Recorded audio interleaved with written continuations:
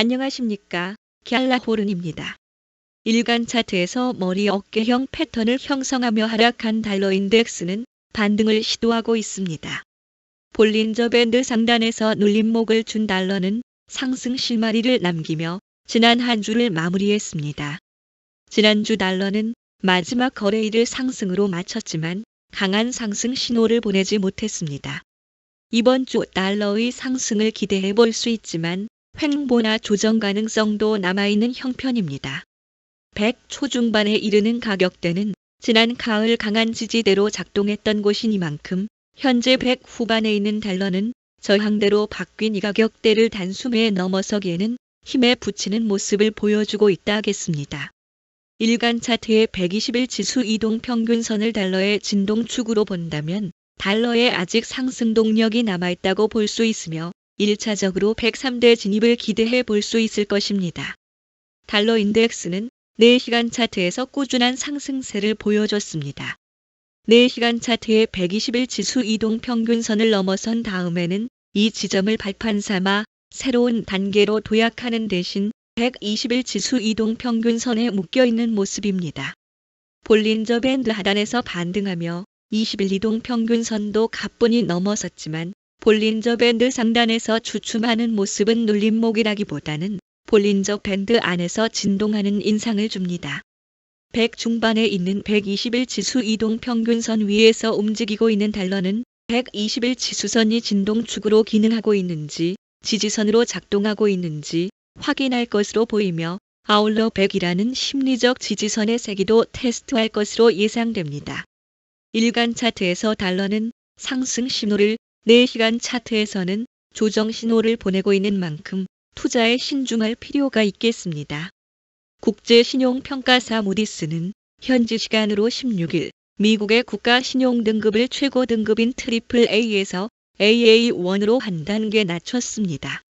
이로써 3대 국제신용평가사 모두 미국의 국가신용등급을 최고 등급에서 한 단계 강등했습니다. 무디스는 미국 국가신용등급 강등 이유로 지난 10여 년간 정부 부채와 이자 지급 급증을 들었습니다. 무디스는 관세 인상 영향으로 단기적으로 미국의 성장세가 둔화할 가능성이 있지만 미국 경제의 장기적인 성장은 별 영향을 받지 않을 것으로 예상했습니다. 무디스가 지적한 미 연방정부의 재정 지출 문제는 새삼스러운 것이 아니라 많은 사람들이 한 목소리로 해결을 촉구해온 문제였습니다. 도이체방크의 글로벌 통화 전략 책임자인 조지 사라벨로스는 미국 자산으로 자금 유입이 이미 둔화하고 있으며 세계에서 가장 안전한 투자처로 여겨지는 미국 국채 매수가 감소하고 있다고 분석했습니다.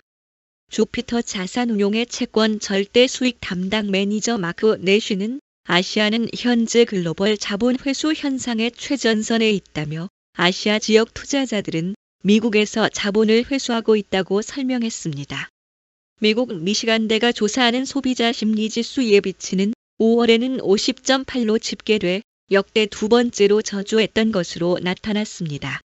소비자들이 예상하는 1년 뒤 인플레이션은 지난달 조사치 6.5%에서 7.3%로 껑충 뛰며 지난 1981년 이후 최고치를 기록했습니다. 소비자들 사이에 도널드 트럼프 대통령의 관세 정책으로 물가가 오르고 실제 소득은 줄어들 것이란 우려가 여전한 것으로 확인된 것입니다. FWD 본제의 수석 이코노미스트인 크리스토퍼 러키는 가격 인상뿐 아니라 교역 활동 감소로 몇 달 안에 상품 부족 현상이 발생해 많은 상품을 구하기 어려울 수 있다는 사실을 걱정하고 있다고 분석했습니다. 소비자들의 예상 인플레이션은 미 연방준비제도 연준 역시 예의주시하는 항목으로 제롬 파월 연준 의장은 소비자들의 장기 예상 인플레이션이 관세 때문에 오르지 않는다는 확신이 있어야 금리 인하를 재개할 것이라고 강조하는 상황입니다. 다만 이번 결과는 미국과 중국의 고율 관세가 90일간 유예되기 이전에 집계된 것이라 이번 달 30일에 공개되는 확정치는 이보다 개선될 여지가 있다는 전망입니다. 미국과 중국이 상호 간의 고율 관세 부과를 당분간 멈추기로 한 가운데 제이미 다이먼 JP 모건 최고 경영자는 미국 경기 침체 가능성이 여전하다고 평가했습니다.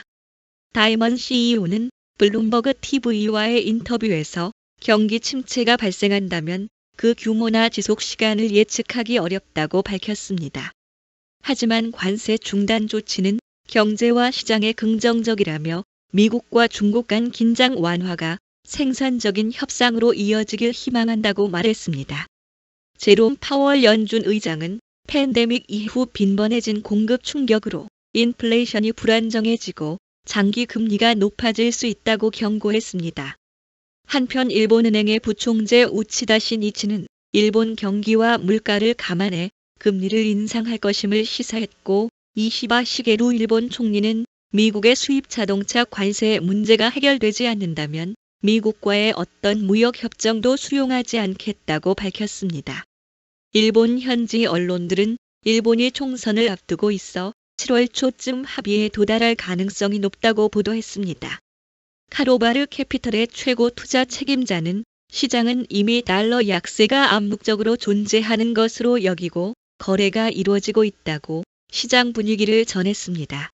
시카고 상품 거래소 패드워치에 따르면 시장 참여자들은 다음 달 연준이 금리를 동결할 가능성을 91.7%로 보며 금리 동결을 기정사실화하고 있으며 7월에도 기준금리 동결 가능성을 63.2%로 보고 있습니다. 갤라호르는 트레이더의 눈으로 시장을 바라보며 투자자 여러분들이 시장에 대한 이해와 통찰력을 갖는데 도움을 드리려고 노력하고 있습니다.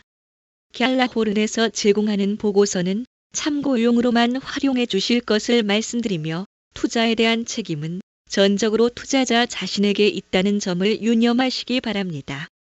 도움이 되셨다면 구독과 좋아요 부탁드리겠습니다. 감사합니다.